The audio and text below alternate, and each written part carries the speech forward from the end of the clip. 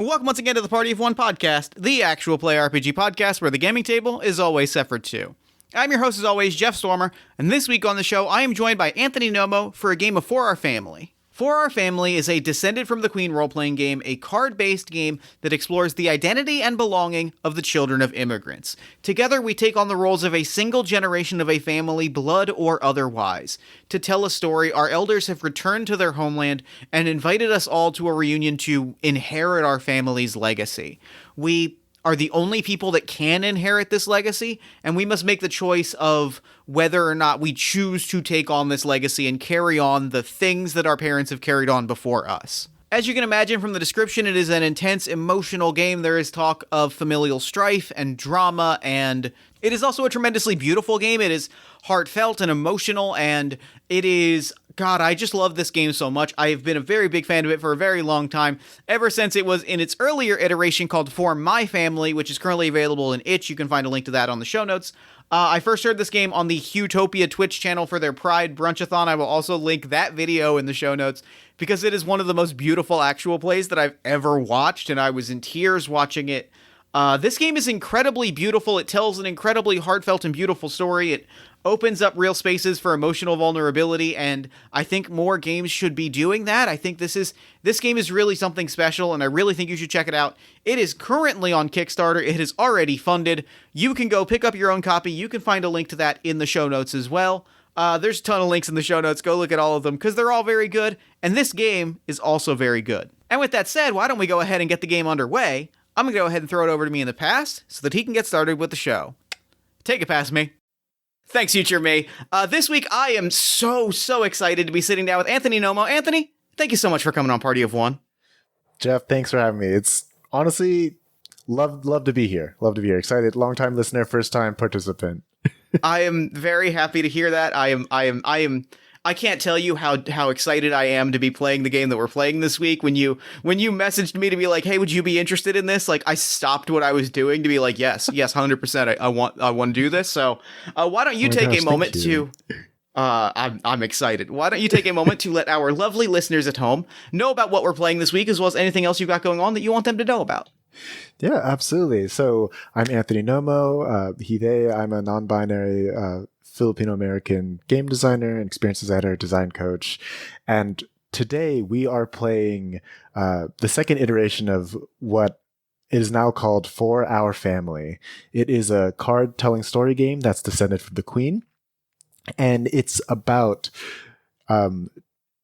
questions of dealing with identity and belonging with children of immigrants and understanding kind of the pull of our parents or our grandparents coming to like a Western country, wanting us to have like a better education, to have a better career opportunities, but also trying to retain that tradition of being home and finding that balance, which more often than not is really difficult on a day-to-day basis, even as adults. And one of the goals I had with For Our Family is creating a space to be vulnerable and share these conversations, to be able to share, to uplift, and to validate and be seen, and to have a very open and accessible like framework for others to kind of participate. And it's a really big deal, especially as adults. It's not like we have these questions, or excuse me, we don't have these conversations every day. So it's very cathartic. It's very emotional. I cannot tell you.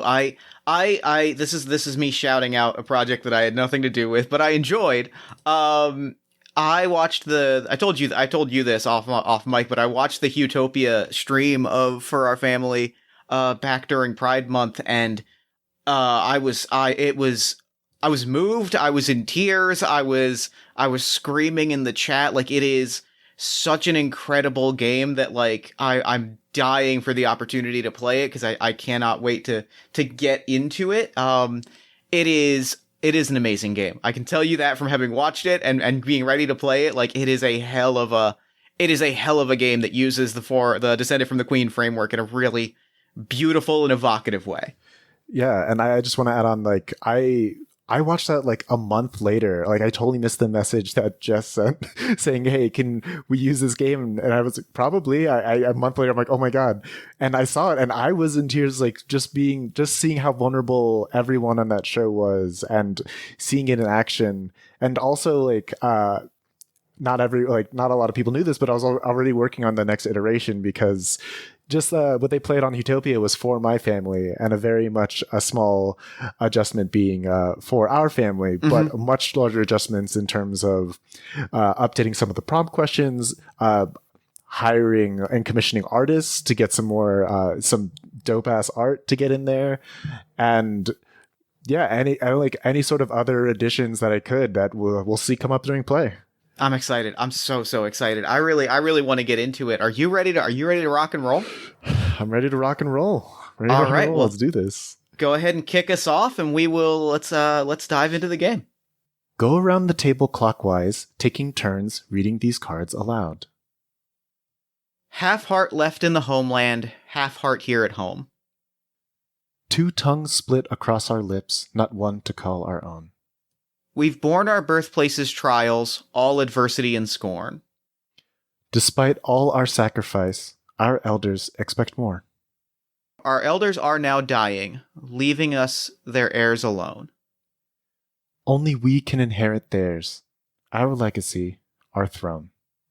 We are assuming the roles of a single generation of this family, blood or otherwise, to tell a collective story. Our elders have returned to the homeland and have invited us to a reunion to inherit the family's legacy.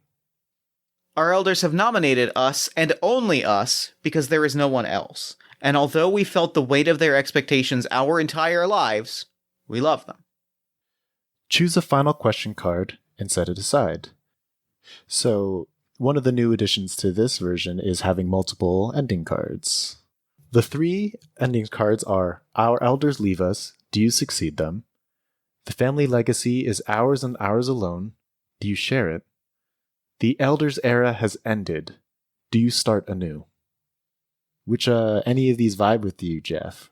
The two that vibe the most with me. I think I know which one I'm leaning towards. The two that vibe the most with me are the family legacy is ours and ours alone. Do you share it? And the elders' era has ended. Do you start anew? I think the family legacy is ours and ours alone is the question that I'm really...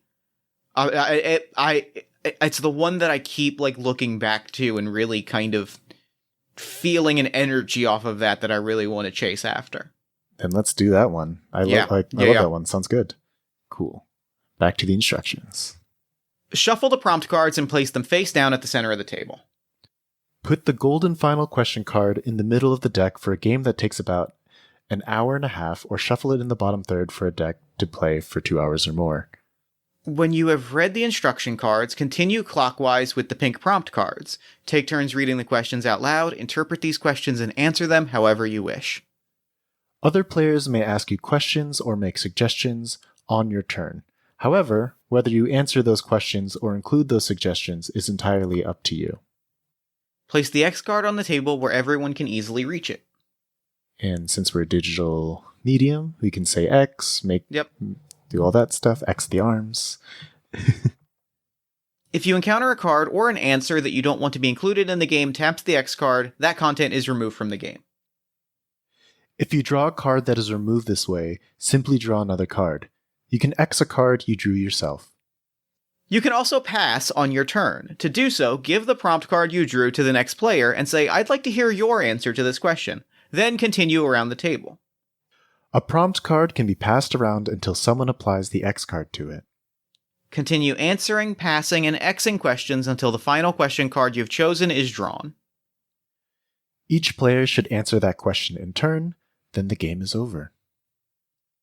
For Our Family may lead to a very vulnerable and emotional headspace. During play, you may pause the game and check in by saying, "How is everyone? Do we need a break?" If any one of you needs a break, then take some time for yourselves. Your health is more important than the game or story. Shared discussion is encouraged, if comfortable, but listening is needed. Please remember to be kind to yourselves and each other. Look through all of the illustrated legacy cards. These are entirely optional and are intended to inspire your story and be used as a reference during play. If there are two that feel right for the group and your collective story, choose them and place them at the center of the table. Cool. And I'm gonna pull up the legacy cards. Cool. Oh, this art is beautiful. Yeah, incredible artists that I've gotten to commission from the Philippines, actually, which was pretty rad. That is rad. Oh, this is beautiful art. I'm just taking a moment to appreciate it. Yeah, please. Oh, amazing. So we are choosing one or two of these. We're choosing two. We're choosing two of these. Yes, yeah, we're choosing two, and then I'll read the next instruction card and explain what we do with them. Cool.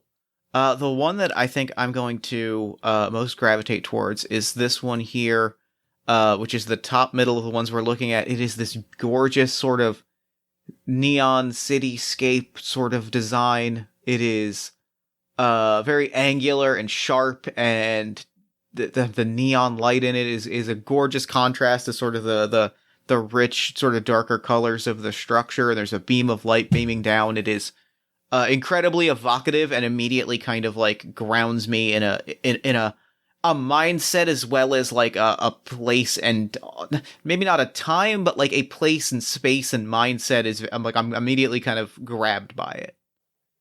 Amazing. That's so good to hear. Yeah, that's the goal. This one I get mad Promare vibes from, so I love that one too.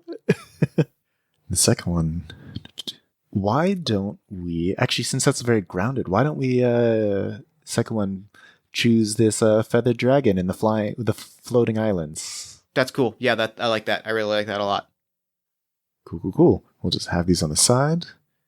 From those cards, choose one that represents our birthplace and set it to the right, then place the other on the left. This represents our elder's homeland.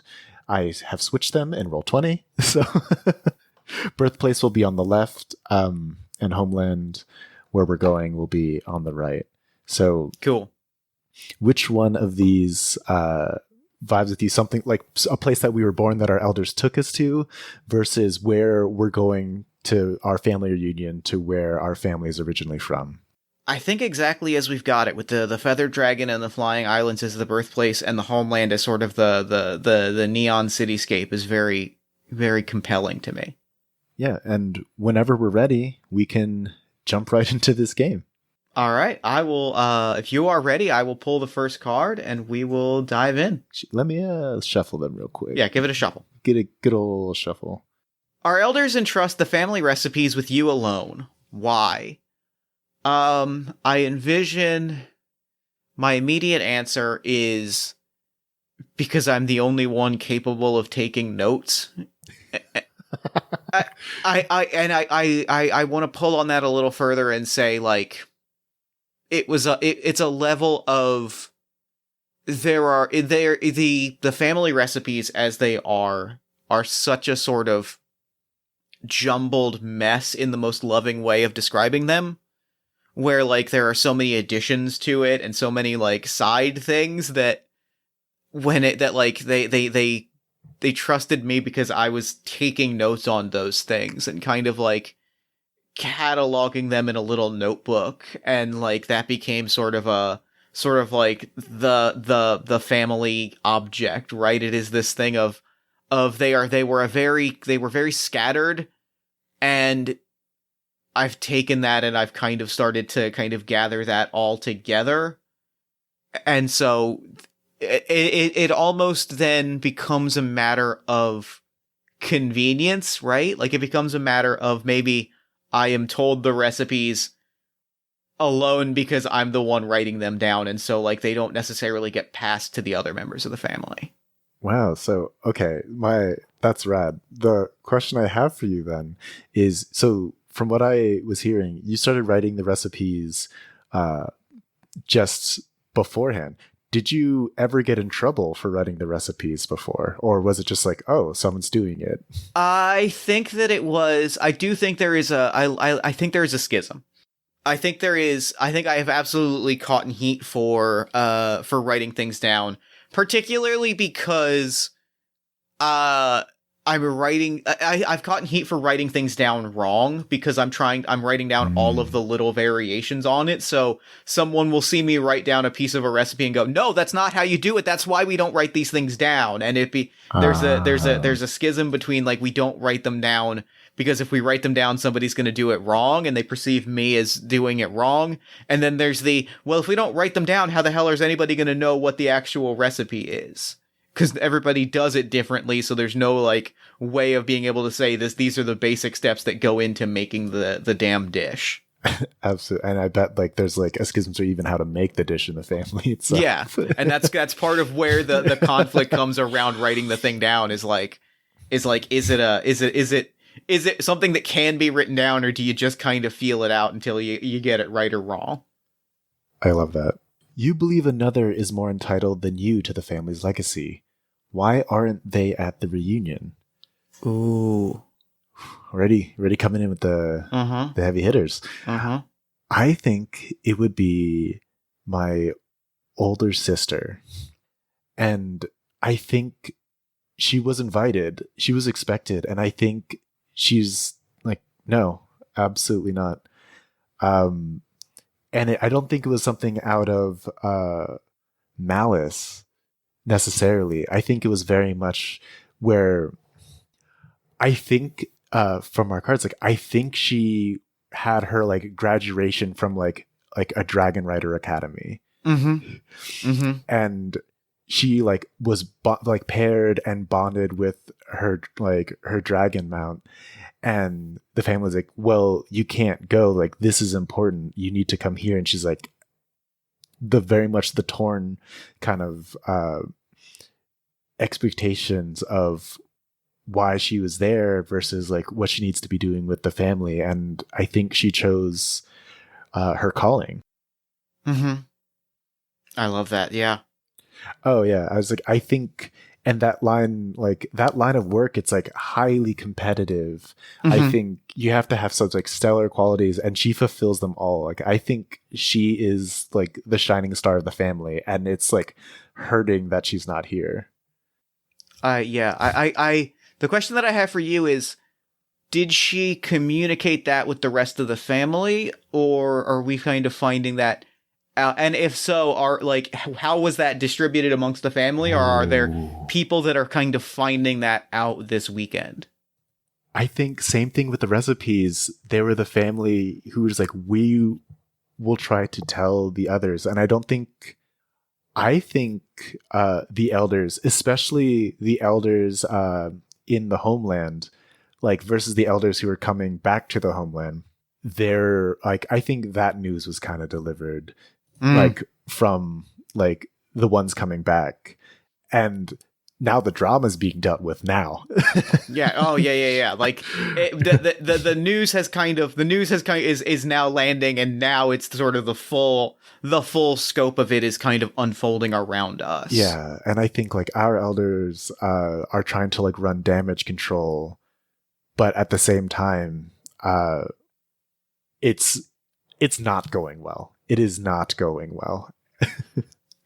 So I have a thing I'd like to add, and it's partially pulled on the last question that I asked, and if it's okay with you, partially kind of tying into this, and also looking at the Homeland card and thinking about it. Yeah. This big sort of cyberpunky, beautiful, like neon skyscraper type thing gives me the picture of like that a family structure here in the Homeland is like, and this is part of why the recipes have been sort of the conflict that they are, and maybe why, getting word that the sister wasn't coming was such a thing, is like, the people in your apartment complex. There's a lot of what I lovingly describe as the neighbor that shows up at your family, or the uncle that shows up at your family's party that isn't really an uncle, but insists that you call him uncle. Yes. There's a lot of those. So there's a lot of the lady three apartments down will swing by and be like, you're making that wrong. You're doing that recipe wrong. and that's part of like why the recipes have taken on this larger than life quality, and also kind of because like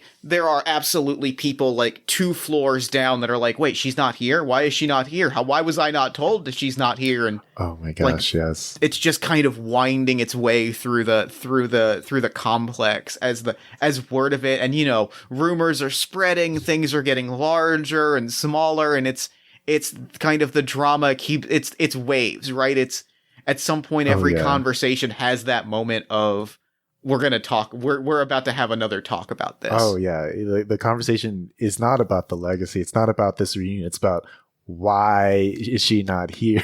Yeah. Absolutely. Yeah. And I think the homelands is like being very advanced and seem to be very like hierarchical in its way, especially with, I think it's like more open, like people are considered family can be as more open. Yeah. But it also, because of that, it seems like it would be the respect hierarchy would be super rigid in that aspect. Yeah. Like it is, you kind of the rules around like respect your elders are like super enforced because it is, you know, they're like it's maybe it's something, maybe it's not even necessarily like elders, it's whoever's been around the family longest, whether that is a blood member of the family or just like the person that has lived in this apartment for 65 years and seen 2 generations of the family. Like they are respected even, you know, they are respected just because they've been around a long time. And enough of that, I think people can be removed from the family, which is probably what people are talking about in the conversations. Because this is what's going to happen to like my older sisters. Like, is she going to get like excommunicated? Yeah. Oh yeah. I really like that. I'm gonna draw this card. But yeah, that's really, really good. When did you know you were different from the rest of our family, and do you hide it? I am not a naturalist.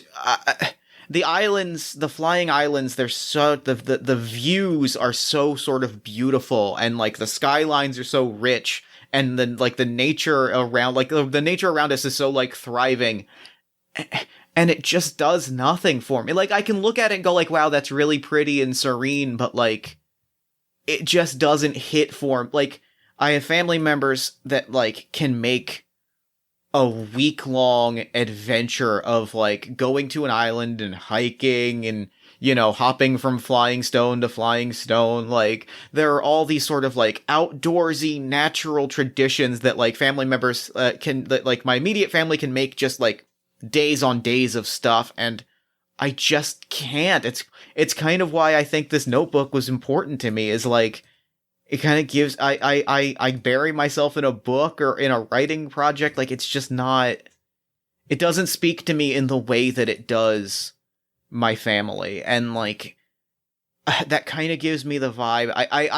I think it's impossible to hide. I think like I try to hide it, but it is hard. I have the reputation of always being buried in a book or a notebook because it is kind of tough to hide that. And it kind of makes going to the homeland a really interesting experience, because here is a space where everything is, you know, there's lights and there's colors and there's screens and there's books and there's, you know, apartment complexes, and it is a place that is far more my speed, and it makes it almost hard for me to really kind of embrace that, because I'm like, am I going to be the only one that's like visibly excited by all this? Is everyone else going to be, is everybody else going to feel weird and uncomfortable? And am I going to be expected to hide that? You know what? That's gold. No further questions, Your Honor. I feel good. I feel really good. Why do you hesitate to inherit our family's legacy? Just kind of with my previous verses, like, I don't think I've earned it.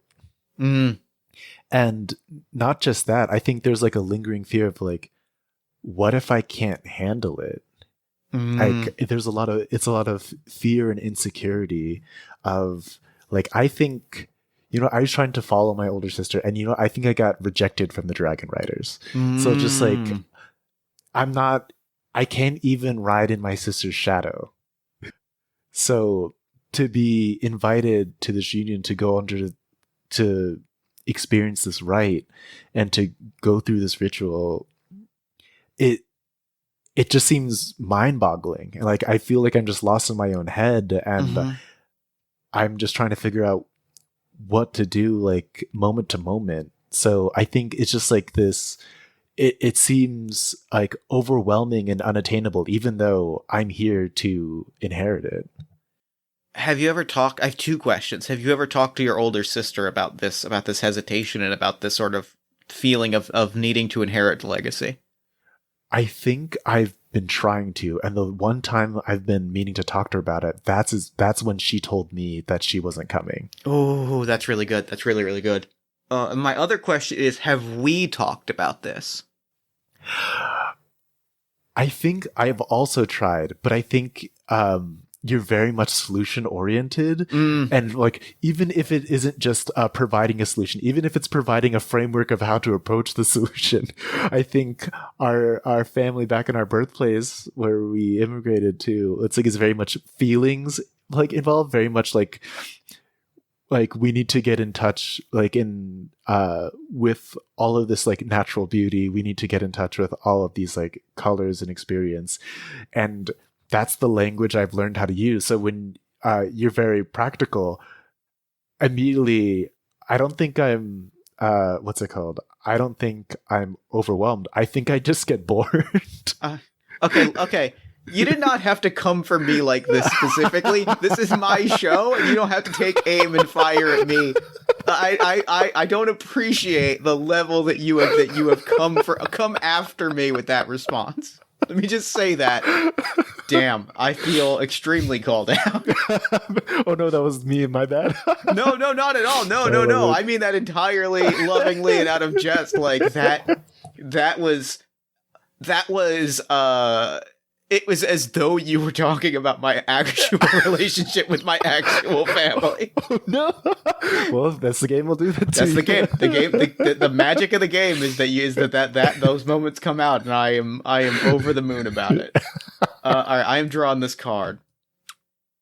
Ooh, good card. Our elders hide a secret from us. How did you find out? I think. This is if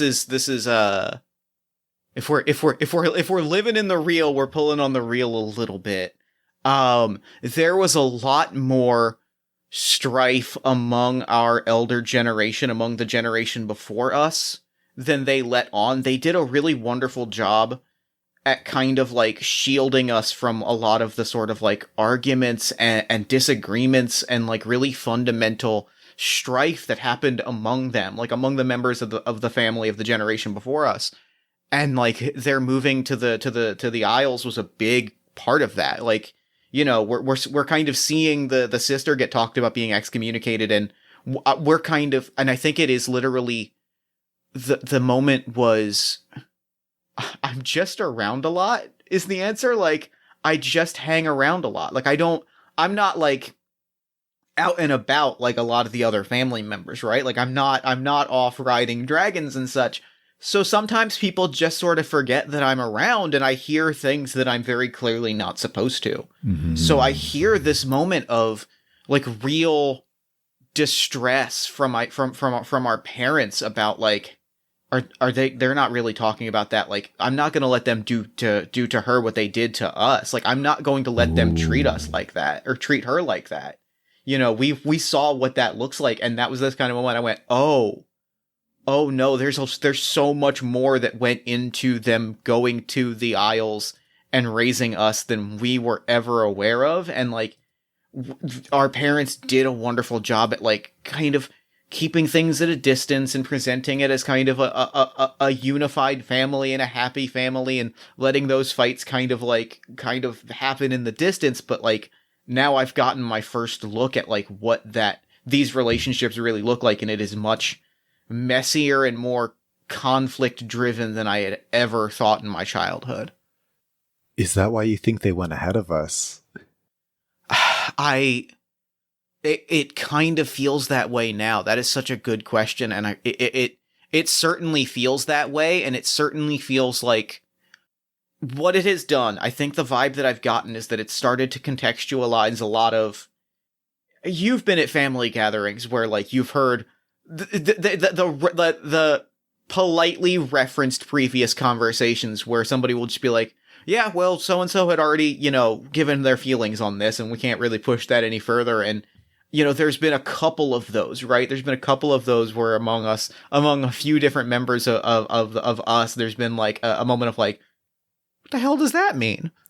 And they're like, this is just making me feel like, oh, all of those have such a more kind of menacing energy to them, and sort of and like,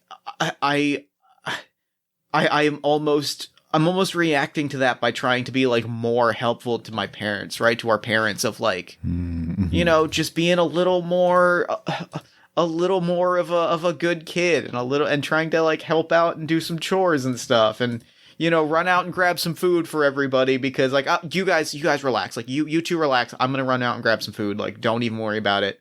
And I'm pushing myself to sort of like compensate for this fact without telling anybody, because like, how do you even put that into words? So coming from that, it doesn't sound like you've told anyone else. Certainly not me. I don't think I have. I think in the same way that like you have tried to talk about the legacy, like I have tried to talk about this, and because it's been kind of so kept from us, like it's hard to establish the frame, like you said, like it's hard to establish that framework, because it's so kind of baked in that like our family relationships are what they are, that it's hard to kind of be like, actually there's these other things happening and we don't really know how to process them. Dang, yeah. Yep. Our elders often remind you that they are going to die. What did they make you promise, and will you keep it? Damn. I think they've, just like with you, like they're returning those, like there was definitely a level of anxiety in the house trying to figure out like, what are we going to do when we go back home? Like, how is it going to figure this? How are we going to figure this out? And I think this has like been a fear of theirs since we've been here. And I think they've like semi-traumatized us talking about how they're not going to be there anymore since we were little. Mm-hmm. And just like, we need to learn to not necessarily like be independent, but we need to learn how to be strong for ourselves and for each other, because like, we're here for each other. And I think the promise they made me promise was, they promised that I would take care of our family. And I think, I don't know if I can keep it, because right now I'm trying to figure out what that actually means. Yeah. Because it's like, is our family like our immediate family, including our sister who's not here? Is it like our extended family back at home? Is it everyone, like all of our people like us back in our birthplace? Like, I'm trying to, I'm like a neurotic mess. Yeah. Trying to figure, it's like, and I was like, I will absolutely keep this promise. What? Yeah, like what? How do you even keep that promise? It's so broad that's I totally feel that. And I think I've tried to ask them, like, what do you mean by that? And they just keep hitting me with like cryptos, like, you'll know when it's time type of things. I'm just like, don't quote movies at me, like just tell me what you mean. And then it's like, well, if you want to like talk to your other sibling, if you want to get straight answers. I so love that, because that is the exact dynamic that you were describing of our family earlier. Is like, it is impossible, it is so impossible to get that just like a straight up answer of like, hey, what the fuck is happening? It is so impossible to get that straight answer. Everything is poetry, and like everything is sort of like wrapped up in this in poetry and like imagery, and you're just like tell me what you want for dinner, for God's sake. What do you want? What do you want? Yeah, what are you trying to tell me? And it's just like, I adore that. That is fantastic. Amazing. All right, let me draw our next card. What family mantra do you still believe? The one thing, like, this is the perfect segue, because I think the family mantra is like, see every horizon. And it is tied perfectly to this idea of like, we traveled so the trek to between Neon City and the Isles is so far, right? Like, it is vast. And when we've asked our parents, like, why did you do it? They're like, we wanted to see every horizon. We wanted to, and it is this perfect, encapsulation of what it is like to try and get an answer from them, where it is this beautiful poetic thing that kind of also tells you nothing. But like, so it is this sense of, but like, it is this thing that I've still really held on to of like, even as I am not the climbing trees and jumping between islands person, like, I've held on to that idea that, like, there are horizons unseen, right? There are places left to go and things left to do, and, like, that sense has sort of burned its way into my head. Oh, goodness. Nice. Yeah. God, see every horizon. I'm going to take that with me IRL. I'm pretty jazzed about it also. I'm not gonna lie. I just like had to double think. It's like, has my family said that? It'd be rad if they did. Okay. One of our elders entrusts you with a family heirloom. Why are you an unlikely choice? I think at this reunion, like, some of our homeland elders entrusted me with some sort of like holocron key. And it's for like family archives. I think it's like, maybe I'm interpreting it as like kind of something to entice me to be more proud and excited about the family.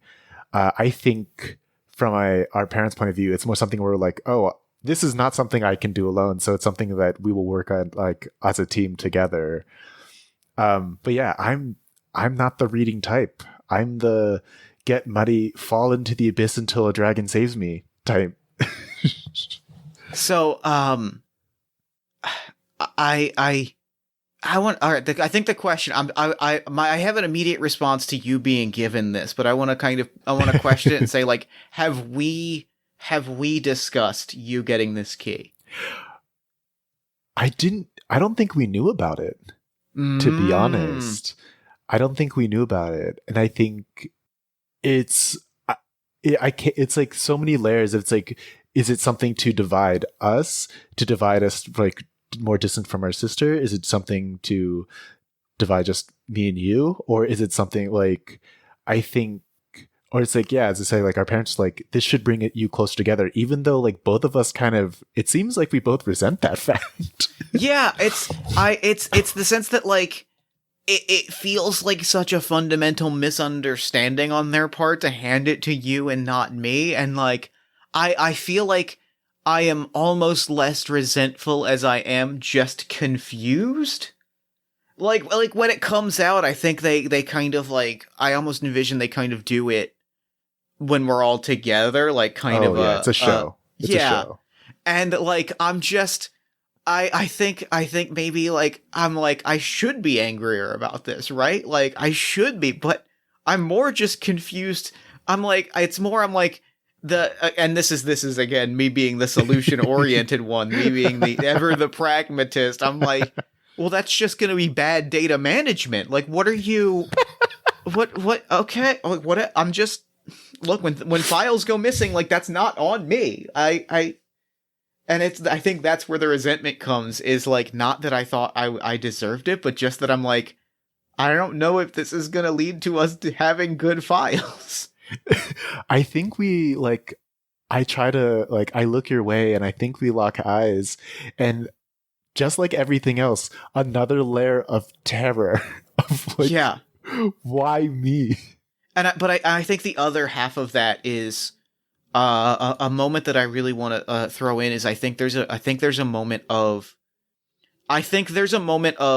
real, not bonding, but I think like there's a moment that kind of cements the relationship that we have, that like we kind of look at each other and both kind of give a little bit of that like like that kind of unseen shrug of like, what? I think that there is very much probably moments that you and I have when we're not around the family as the whole, or we're not in the complex with all the limbs of the family, when we're just like, what is going on this weekend? What is happening? Oh my god, yeah. Everything is just there's no end. There's no end to this. This night will never end. It feels like I kind of love us sort of like bonding in over this weekend in the sense of like, what is going on with any of this? Absolutely. All right, I'm drawing the card.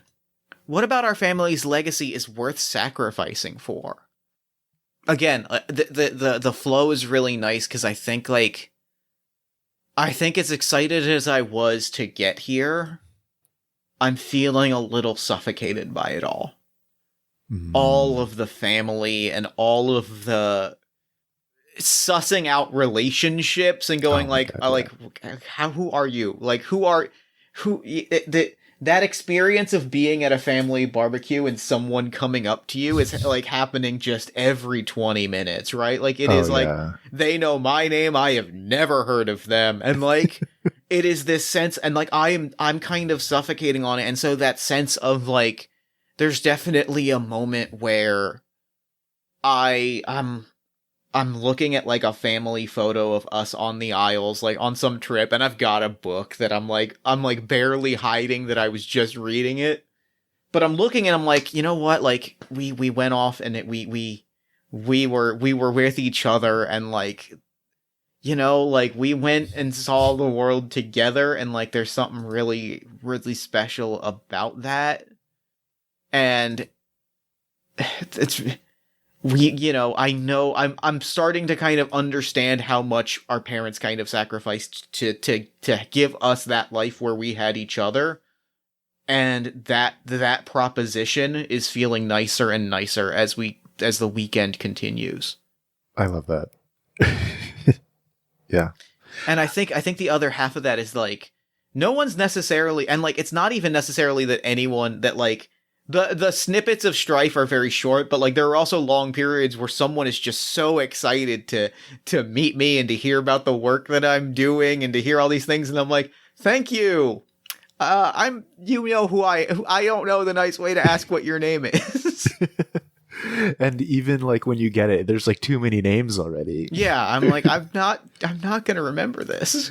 Because nobody just gives their name; they give thetheir entire connection and 6 degrees of separation, and like a they have, it's always, and like that experience is kind of illuminating a little bit of how our family works. Is that every person that talks to us has a story, right? Like it's like, it's never just I'm your parents' friend. It's always I'm your parents' friend. We lived down the hall together. One time we climbed up the laundry chute. We had a whole thing. Ask him about the laundry chute. Ask him about the laundry chute. And I'm like, I'm not.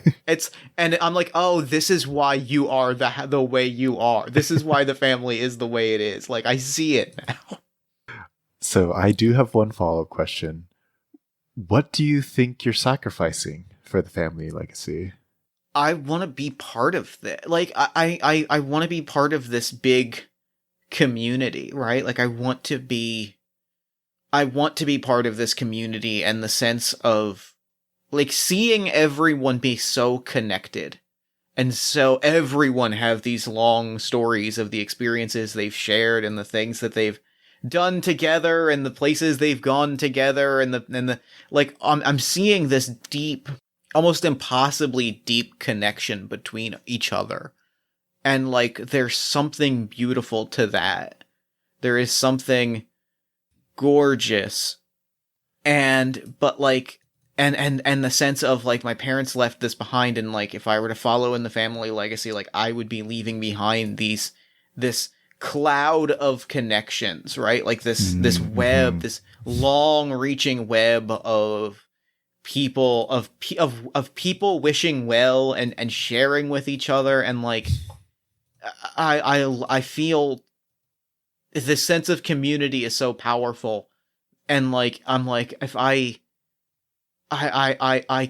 can imagine leaving this, and now that I know it's here, I feel like I would miss it, but I also feel like it would burn me out. And so it's this weird feeling of like, wanting to hold on to this newfound sense of community and kind of like closeness in a way that, like, as much as I love everyone else, as much as I love you and Sis and all of the other people in the family, like, there has always been that little bit of distance, and now it feels like all of that distance is gone in all of these different directions, and I don't know if I can handle that. Oh shit! Damn. Our elders... game's not playing today. Oh my god! I wrote these questions. Fuck. Our elders promised you something about our family's legacy. Why are you willing to sacrifice anything for it? I think since the mantra of see every horizon, and like the adjacent ones of like find your horizon, like our parents have been very supportive, and you just need to keep exploring. You need to see all the horizons, see different horizons, and like none of them fully resonate.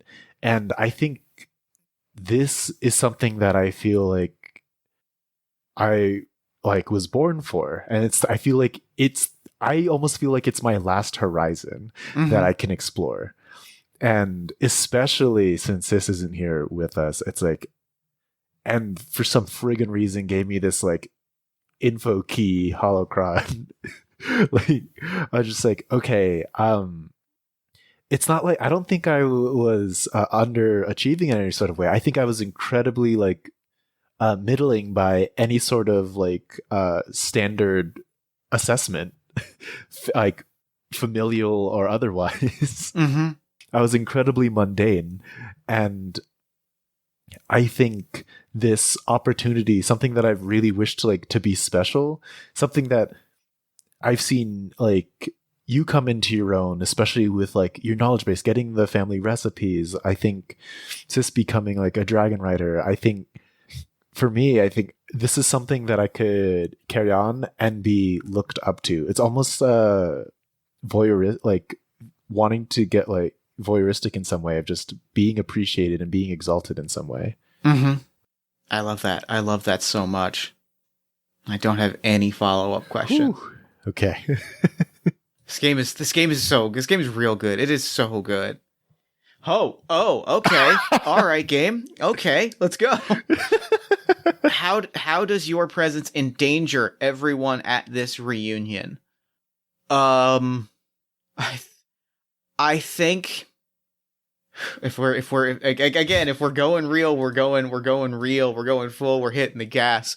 I think after hearing some of the strife, I have always been a little bit of, I have inherited, I've always been solution oriented. I have never been floral, I guess is a good way to describe it. Like, I've never been quite so poetic as the rest of the family. And now that I know that there is like drama and strife and problems, I don't have it in me to traipse around that, or to walk around it, or to find the words that I talk around it. So like I am, despite trying so hard not to, I think I am stirring up some hornet's nests of like kind of just being like, you know, like somebody will say something about the family, be like, is this about that other thing? Is this just because you don't like them? Is that what's going on? Like, help me understand like why you are being so difficult about this. We are just trying to like pick the itinerary of the day. Like, is that what this is? And kind of every time things start to like rear up or start to like get weird in that way that feels like there might be something happening beneath the surface, I am kind of blowing it up just because like I want to get to the bottom of it. I want the solution, so I'm kind of chronically blowing things up and just kind of like saying the quiet part loud and like putting people on the spot in a way that like I might end this weekend excommunicated in a much different way than our sister, just because like I am not following the poetry of how these things are supposed to go. So the question I have for you is like, have you just been doing this consistently, or is it something like the more people you meet, the more like side comments come in, like it's kind of like crescendoed to this point of like strength? It is absolutely. I think it is crescendoed, and I think it is crescendoed to the point where I'm gonna pull the most Jeff Stormer answer possible and say it's both. Let's go. Oh, because of I course. think what it is it started out as a crescendo. It started out as I was trying and letting things slip, and then as I let things slip with other people, and like it's now gotten to a point where I'm just I've thrown up my hands and said like, I can't stop this. I can't. I'm steering into this skid. Like I am leaning full on into this and saying like, let's just, you know what? If this is gonna be my reputation at the end of the weekend, I'm at least gonna earn it. Fuck and yeah. so now I'm doing it consistently. And like maybe a little bit, not maliciously, but a little bit kind of like. Almost gleefully is the word I would use, a little bit antagonistically, right? Yeah. Like I'm kind of, whereas before it was like I would let something slip if I was in a conversation. Now I'm kind of putting myself into an occasional conversation, knowing that like there is a bear to poke a little bit. Oh, I love that. Oh, that's so good. Our extended family calls us diluted for being raised away from the homeland. Do you believe them?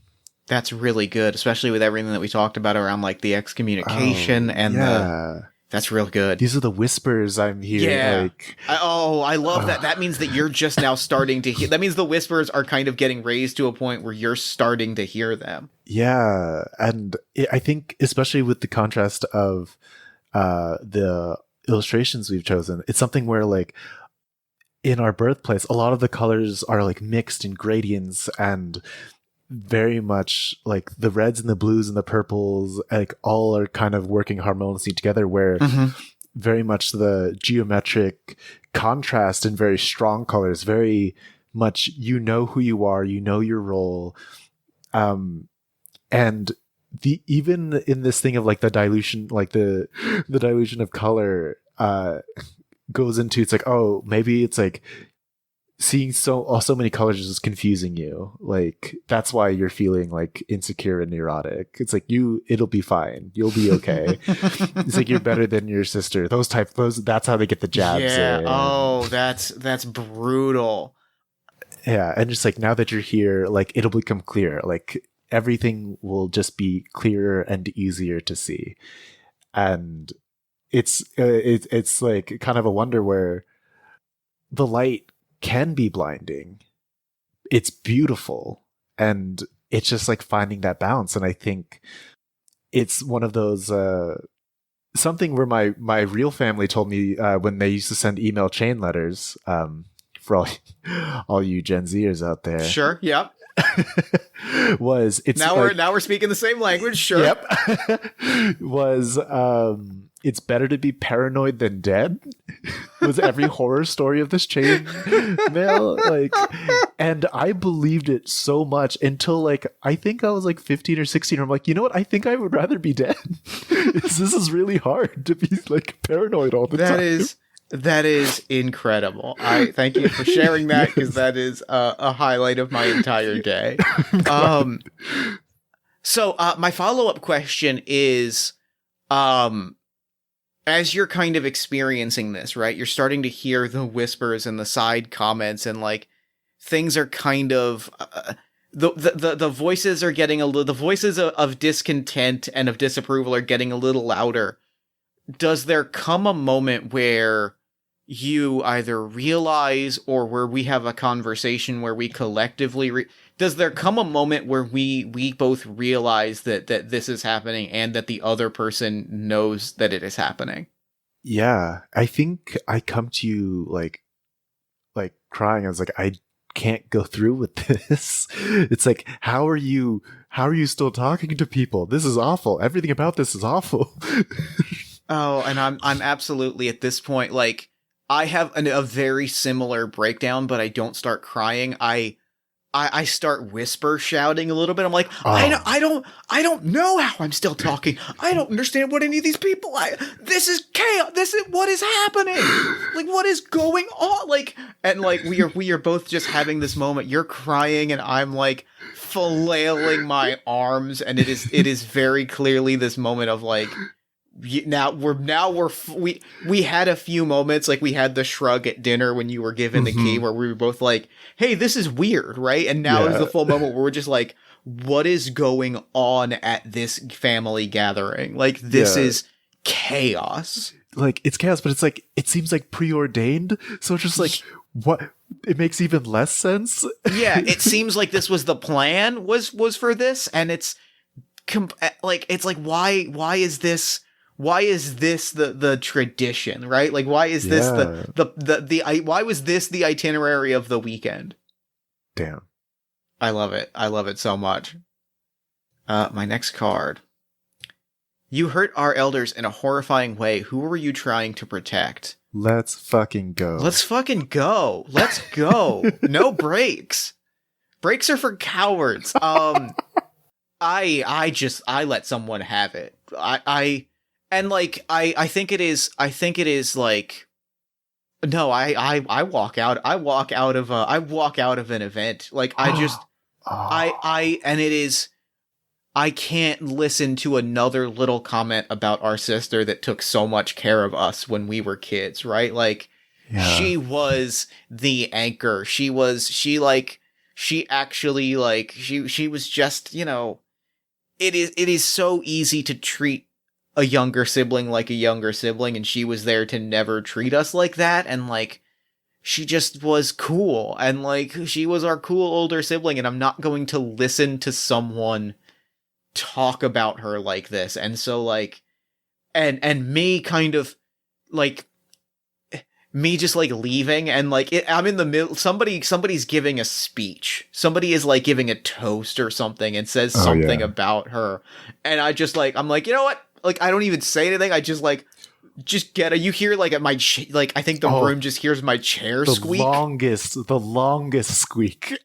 And I'm like, and I just like get up, take my drink, and walk out, and like, it is, I hear the silence fall in the room, and I pause for a second, and I'm like, I should go back. I should go back. I'm gonna go hit the pool.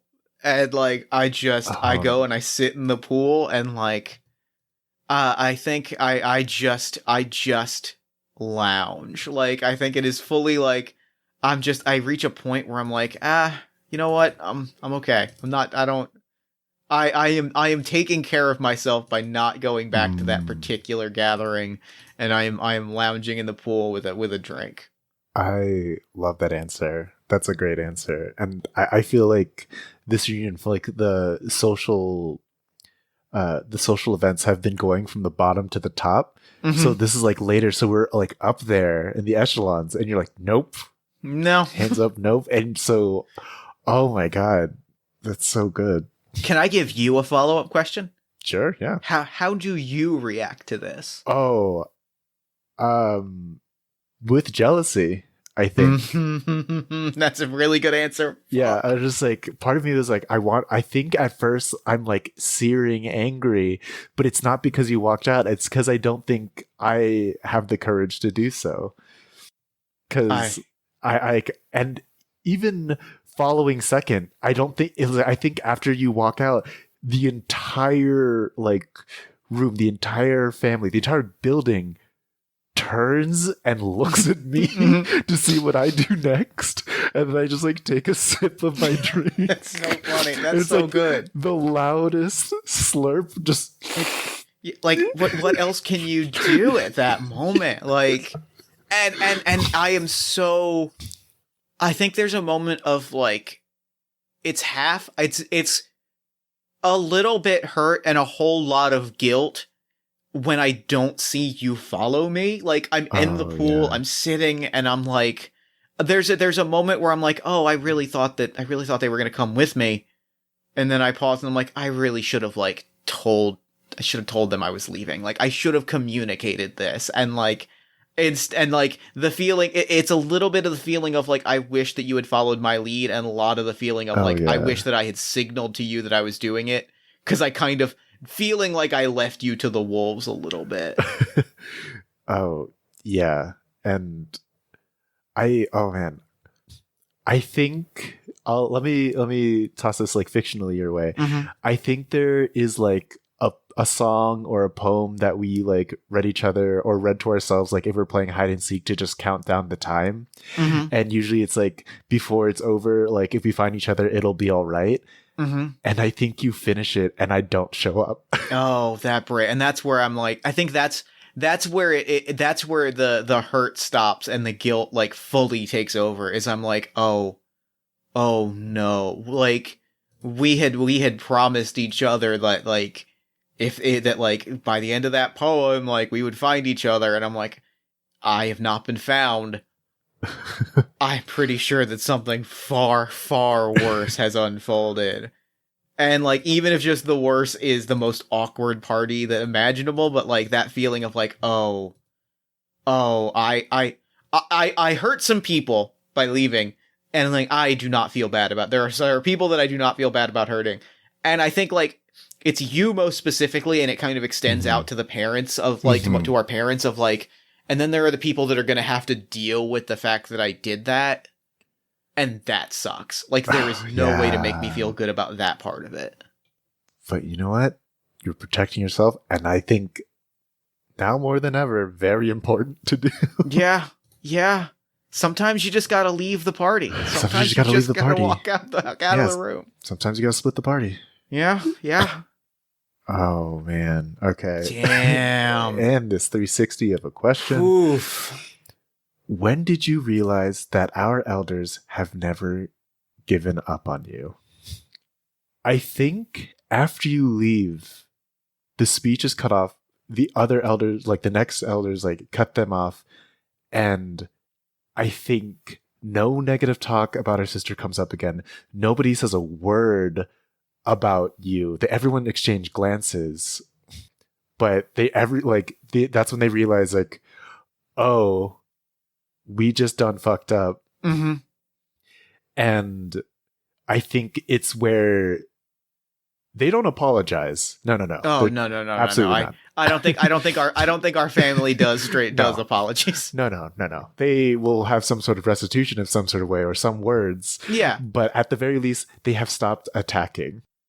And like that, and like, you know, that's gonna, I think that that being true of our family means that, like, there is an acknowledgement at a point of, like, you know, that's enough. It's not as much as it should be, but, like, sometimes you got to take what you can get. Yeah, no, it's like, it's that they continue the ceremonies, they continue the toasts, they continue the things, and, like, it's not like we're not going to start until, like, you come back. It's just like, no, we'll, like, go through with the final ceremony when you come back, but we'll continue on as usual, but we're just not going to be dicks about it. And I think not calling off the entire reunion, not calling off, like, the rite of passage, I think I knew was like, okay, like, there was, like, mad disrespect on both sides, but, like, there's an armistice right now. We're going to go through this thing. I'm going to do it with the familial, like, piety, love that we need to. Mm-hmm. And, but I think we're still going, like, we still go through with it, I think is the vibe. Yeah, absolutely. I think it's, and I that feels great. I genuinely cannot think of a single possible follow-up, so I'm gonna draw a card. What did you leave behind in order to attend this reunion? I left behind, I was teaching a class. I was teaching a class, and, like, we were getting to a point where it was really, like, it was a lesson in a unit. Like, it was we were going to read a book that was, like, really special to me. And, like, there is simply no way for me to put that on hold. And there's, like, a section of that book that is really foundational to who I am.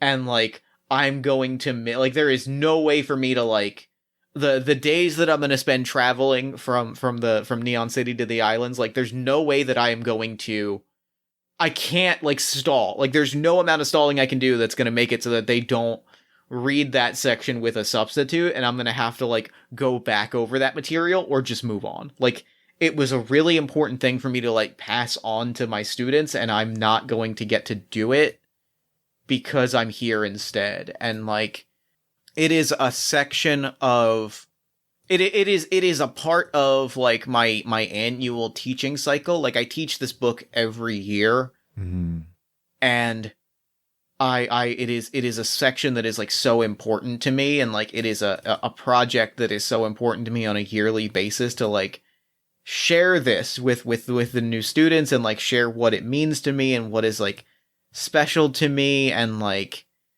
share all of these things that like it is this picture of like the life. It is this really specific moment that I wanted, and it is this really specific kind of picture of my life that I've kind of established a little bit, right? Like the, you know, or maybe not established. I think that sounds a little bit too old for who I envision myself to be, but like the life that I've started to put together, right? Like I'm right at the point where these things are going to start becoming like the traditions that really like define my adulthood, and like it's being disrupted in a place that like it's right at the point where it feels like it is disrupting a tradition, and like it's right at that moment where it feels like if I don't work extra hard to recapture it next year, it might fall by the wayside. Like, I also feel all the new students, like you've been there long enough that they're taking your class for this book, for this lecture, for this book, or this discussion, this like curriculum. Yeah, and I'm just not gonna be there for it, and like I feel I am beating myself up about it, and like I've got my old copy of it. It's an old, you know, dog-eared paperback that I've got like all of the little post-it notes in it, and I'm just. It's lined with stuff and notes, and I'm quietly like the moments that I'm alone, I'm just beating myself up, and I'm like furiously sending emails and texts. I'm not buried in a book this weekend. I'm buried in my phone and my devices to be like, don't forget, like you have to talk about this. It's going to come up on the test. I've already written the test. You have to convey this piece of symbolism.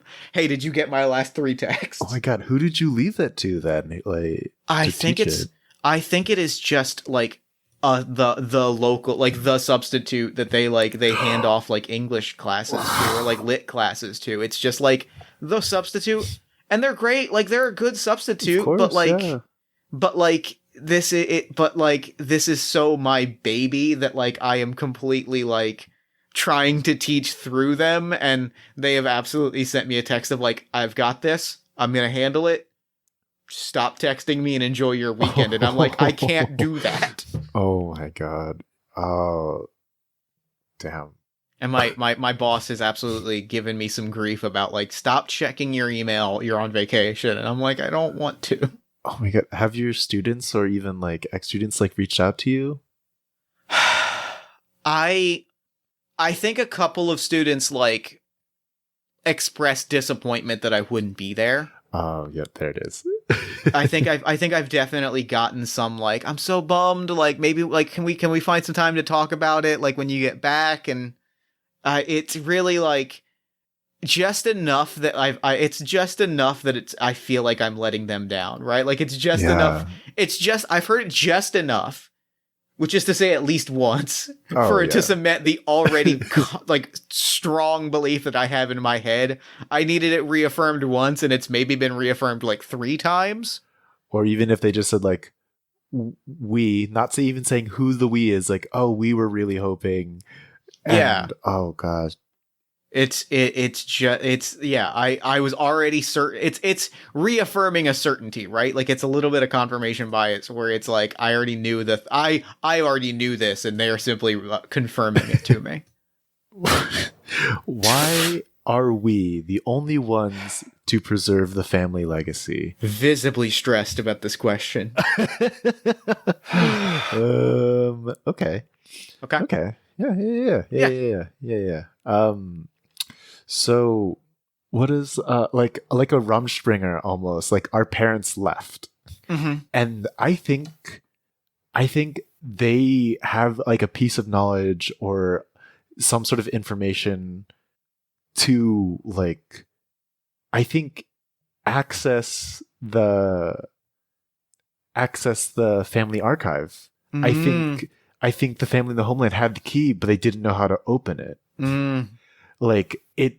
Maybe they didn't know where it was. Like maybe it was just like our parents didn't tell them. Like they stashed it and they didn't tell anybody. Like what I'm thinking, is like they did have it. It's one of those things. It's like on a pedestal. It's like floating. Oh, they see it, yep. but they can't touch it. They can't do anything with it. It's something that they can only look at and can't reach. Got it. Yep. But it's something where I think for them to pass on, like there is like, it's an emotional truth. It's an emotional truth that's needed to activate it and unlock it. And I think it can only be achieved like outside of the, like juxtaposed, like outside of this hierarchical structure. Like that's why we need to see every horizon. I love that. I adore that. I think because we've left, we are the only ones who can unlock it and who can activate the key. And who could even like touch it, even through like, let's say it's like in this beam of light, like nobody can kind of get through like this force field. Like what if we're like, we're the ones who preserve this like emotional truth. Like it's definitely not like a bloodline thing. It's very much like an empathetic, like emotional thing. And I think even you with like as like pragmatic as yours, like you understand like these emotional truths, and we have this. So like, I think we're the only ones who hold the history of our entire family literally in our hands. I love that. That is absolutely beautiful, and like the absolute perfect note to segue into our last card, which is the family legacy is ours and ours alone. Do you share it? I think that the moment is us is you holding the key and us at the foot of this archives that is floating above us, and like we like step into a light, and like the legacy and the archives and the stories of our family and our family histories and like all of this data is like at our fingertips. And do you share it? I think that goes to you, Jeff. I think this is the moment where as much as I don't want to just pass the ball back to you, I do think this is the moment. I think this is a moment where, I think this is a moment where like implicitly I know what I want to do. And I think this is a moment where I seek confirmation from you over whether I should do this, because, like I trust you, and I know that this weekend has shown that like if I am pushed to an edge, I'm going to do something impulsive and possibly hurt a lot of people. And so I need you as my elder sibling. I almost hesitate to put this on you because I know how much has been put on you this weekend, and I almost hold off.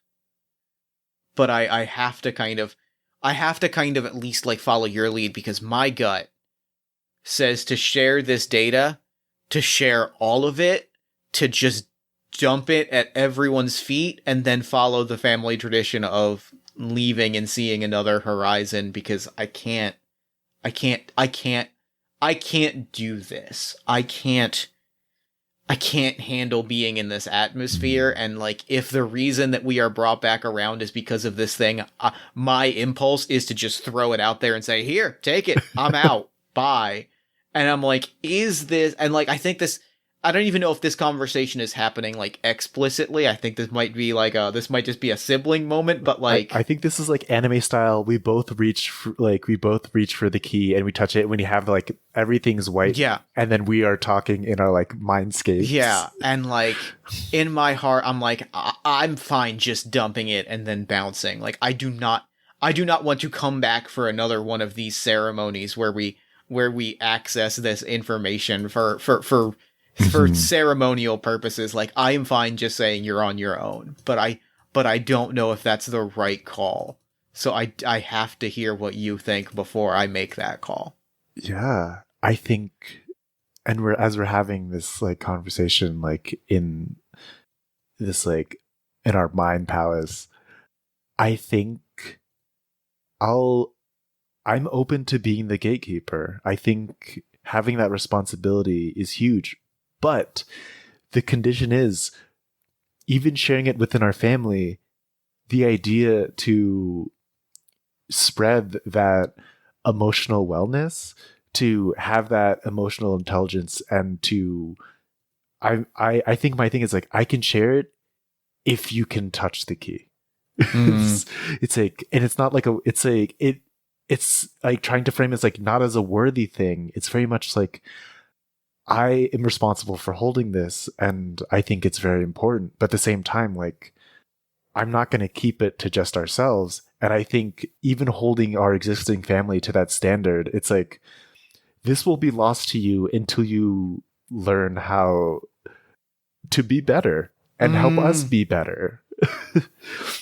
And I think my response to that is I've got your back implicitly. I think that's the relationship that we have, and I think the other half of that is I had fully planned stepping up to this archive. Like my plan was to never set foot in this complex again. Like they have done enough to hurt me that like I was fine walking away, but if that is the call that you are going to make, I am not going to let you do that alone. And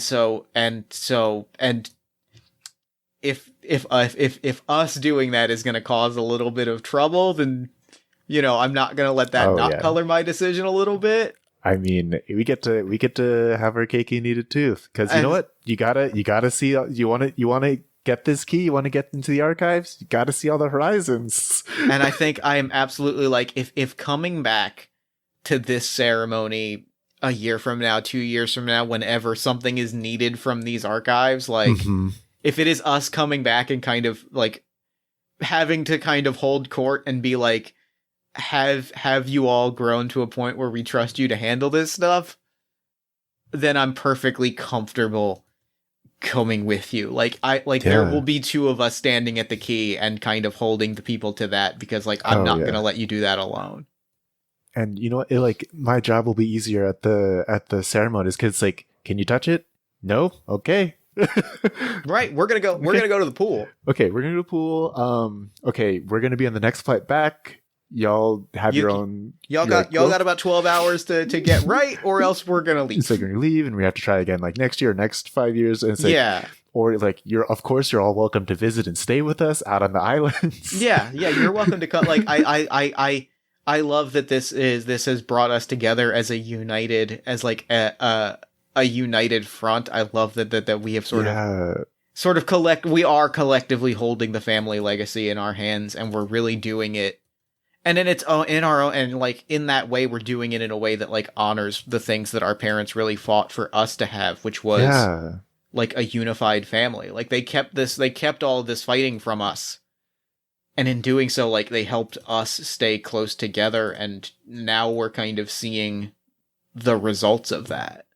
Yeah, and I think knowing that, like, I don't have to do things alone. And in fact, the legacy isn't meant to be handled alone, because, like, if something happens to us, then it's lost again. So it's, like, in the family's, like, best interest to grow and be better. And I love that. I love that we get to do, as well as as my friend taught me, be petty spaghetti. We love to be able to hold this responsibility like this enormous weight, but at the same time, it's like, oh, we're not holding it from you. You just need to be able to access it. So it's not up to us.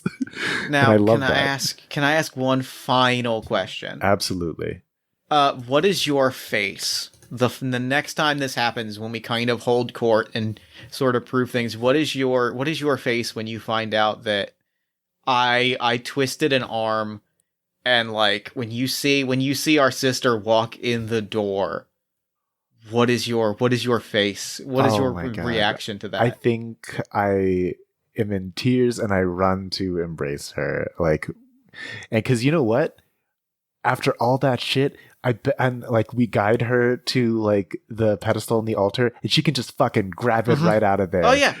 And it was just one of those turns, smug, arms crossed. I'm like, mm-hmm. Mm-hmm. You know, you see how that's good. You see how that works. Yeah.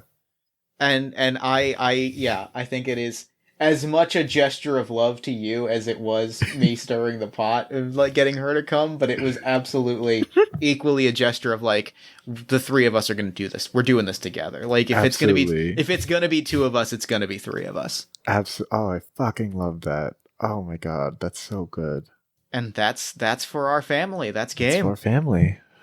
This game is so beautiful and so... Thank you. Thank you for playing this with me because this kicked so much ass. Oh my God, thank you, Jeff, for having me on. This is honestly like the experience of this game, just like any sort of Descended from the Queen game, like changes for the amount of players, the people who are playing, and this has really been an amazing play experience. This was really special. Thank you so much for this. Before we wrap though, where can people find you, your work, and For Our Family online? Yeah, so you can find me on Twitter and on itch at PnoyXP. That's PNOYXP. And my Kickstarter should be running right now. Hopefully in the show notes or... That is correct. You'll find a link to it in the show notes. Yeah, we'll absolutely be in the show notes. Cool, because it's like, it will be /XQR7. No, you can follow me on Twitter. You can get updates there. And you can even find the earlier edition For My Family on itch. But if you want to see how much this game has grown and all the incredible art that we get to play with, and the Kickstarter will fund even more dope ass art. Support me, and we'll see. We can get through all this. Hell yeah! Well, thank you so much for coming on to the show. Thank you for playing this incredible game with me. I am so happy. This was incredible. And for now, I'm going to throw it over to me in the future so that he can wrap up with the show. Take a future me. Thanks, past me, and thanks again to Anthony for coming on the show. God damn it, I loved that game. Like, what a beautiful... I could rave about this game all day. I don't want to do that because I do eventually want to finish and release this episode. Just know that, like, I truly adored this game, and I really want you to go pick up a copy. Go back to Kickstarter and make it happen. It's already funded. You're just going to get your own copy. You can find a link to that in the show notes. You can find a link to the original iteration of the game For My Family on itch. And be sure to follow Anthony on Twitter at PNOYXP. That's PNOYXP. Then while you're on Twitter, follow us at Party of One Pod. Like the show on Facebook at facebook.com/partyofonepodcast. If you enjoyed the show, consider giving us a nice review on Podchaser or iTunes. Consider telling a friend about the show. Consider giving us some love on social media. Any of those things make my day better, and frankly, that's really all that I'm after here, is a little bit of joy in a long winter's day. Speaking of joy, if you're looking for more podcasts to enjoy, check out All My Fantasy Children, the character creation, storytelling, and world-building podcast that I do with my best friend Aaron Catano-Saez on the One Shot Podcast Network.